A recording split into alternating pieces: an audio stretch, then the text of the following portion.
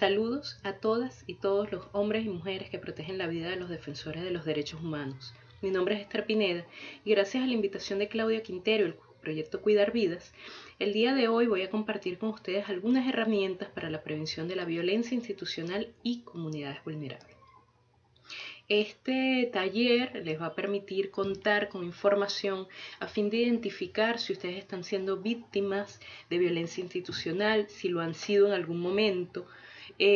También tener la posibilidad de identificar si algunos de sus protegidos están siendo víctimas de violencia institucional, pero por supuesto también algunos de sus compañeros o compañeras de trabajo, familiares o algún miembro de su comunidad.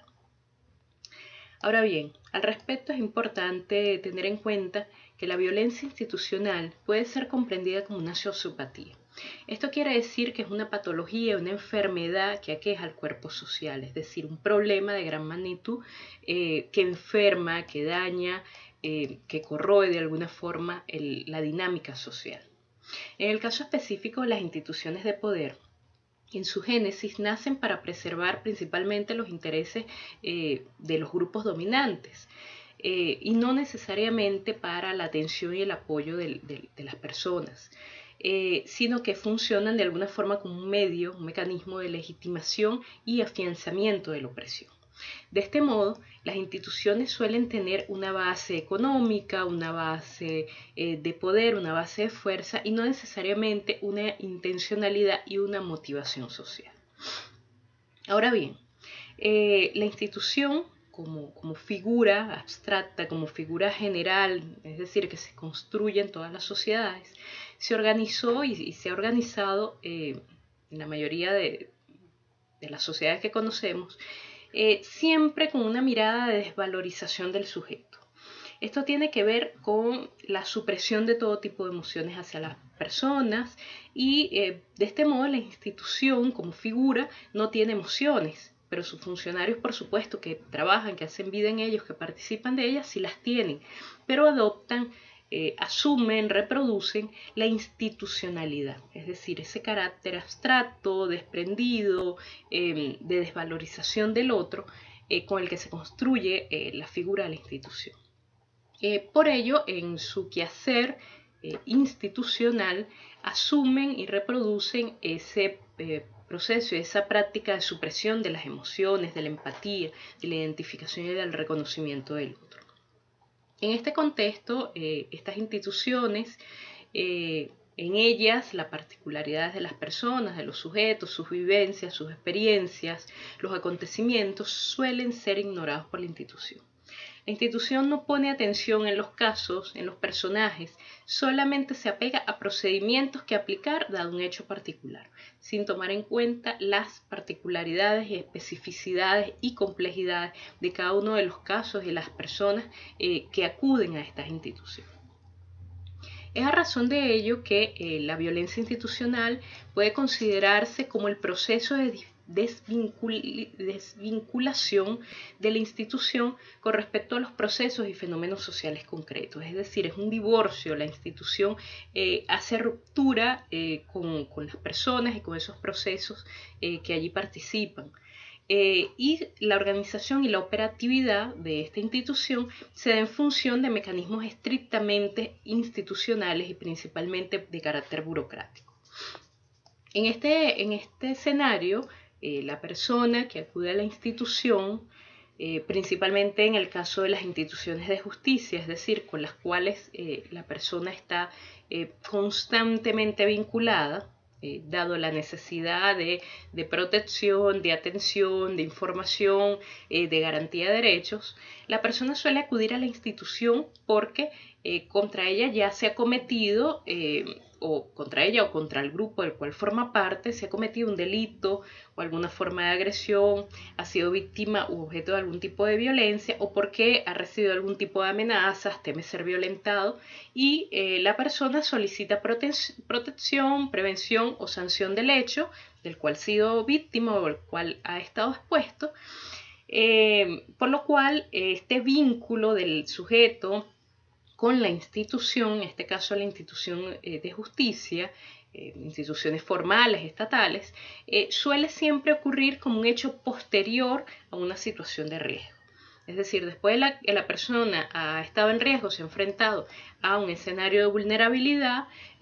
acude a la institución buscando eso, protección, atención, información, garantía de sus derechos. Ahora bien, cuando esto ocurre, algunas personas son víctimas de la llamada violencia institucional.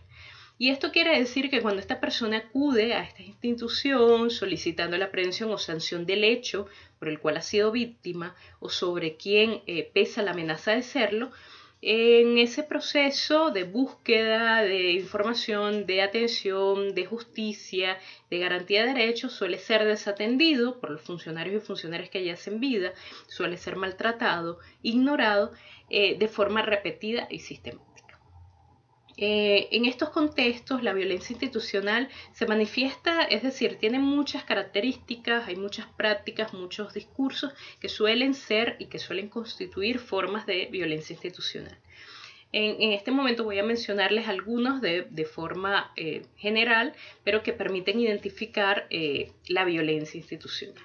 Por ejemplo, cuando se acude a alguna de estas instituciones y los funcionarios hacen caso omiso o desestiman el hecho que es presentado, que es denunciado por la persona, por el sujeto ante la institución. También es posible considerar como una forma de violencia institucional la burocratización del proceso. Esto quiere decir la postergación del procedimiento, la no realización de la investigación requerida y, por supuesto, esto tiene como consecuencia el retraso de esa prevención en los casos en los que es necesaria la prevención de algún hecho de violencia o la aplicación de justicia cuando el crimen, el delito, la agresión ya ha sido cometido. También es importante considerar o identificar como una de las formas o prácticas que constituyen la violencia institucional la ausencia de medidas preventivas, con lo cual las víctimas, tras haber denunciado algún hecho y no haberles sido proporcionada la protección necesaria, su vulnerabilidad y situación de riesgo aumenta considerablemente. En algunos casos, de hecho, el agresor o la agresora, al tener conocimiento de que ha sido denunciado, por supuesto, exacerba formas y prácticas de violencia contra la persona que inicialmente amenazó o agredió. También es importante considerar una forma de violencia institucional la escasa o inexistente formación y sensibilización en materia de justicia de los funcionarios y funcionarias que operan en estas instituciones. No saben nada, no están involucrados sobre las problemáticas que allí se atienden, no tienen sensibilidad para tratar con determinadas problemáticas o formas de violencia, y esto se manifiesta en el momento en que atienden, en el momento que la persona acude a esta institución. También es una forma de violencia institucional la estigmatización y culpabilización a priorística de la víctima, es decir, inmediatamente sin tener más allá de algún tipo de realización de investigación o la información suficiente, ya hay un rechazo hacia aquello que la víctima de alguna forma denuncia y se cree que esta persona, si es víctima, es porque algo hizo o porque alguna conducta o alguna incluso omisión de su parte motivó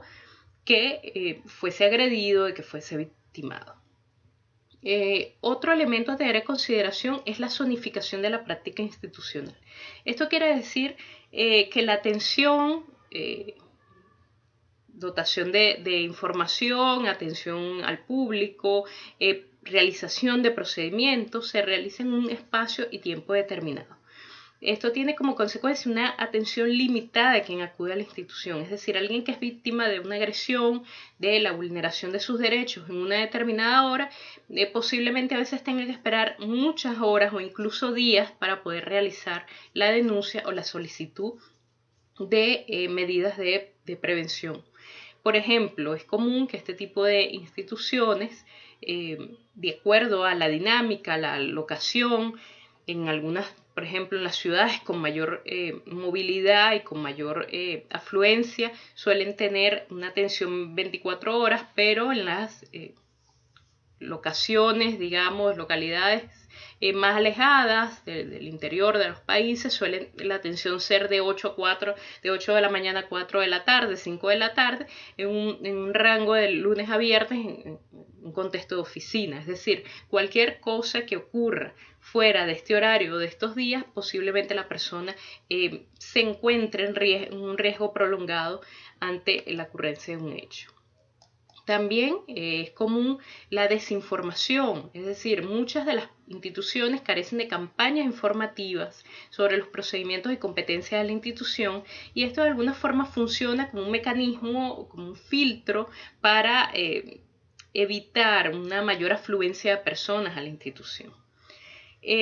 También es una forma de violencia institucional la aplicación de formatos, planillas, formularios poco amigables y la exigencia del cumplimiento de múltiples requisitos de entrega de diversos recaudos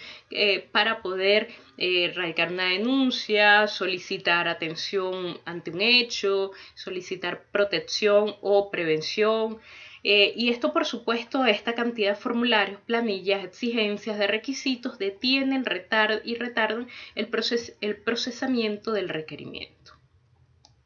También es común la vulneración del cuerpo en los procedimientos médicos forenses, en los cuales en oportunidades la víctima es maltratada. Los médicos y médicas forenses, al no estar sensibilizados, por supuesto, reproducen la violencia en el cuerpo vulnerado de la víctima o se dirigen a ella de una forma que puede ser agresiva, que puede ser revictimizante y que de alguna forma es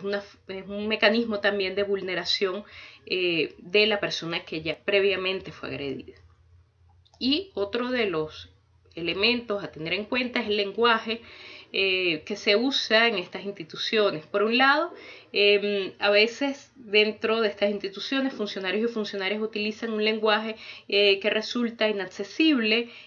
para algunas de las personas que acuden allí por su carácter técnico, porque no hay a veces una sensibilidad para explicar los procedimientos de forma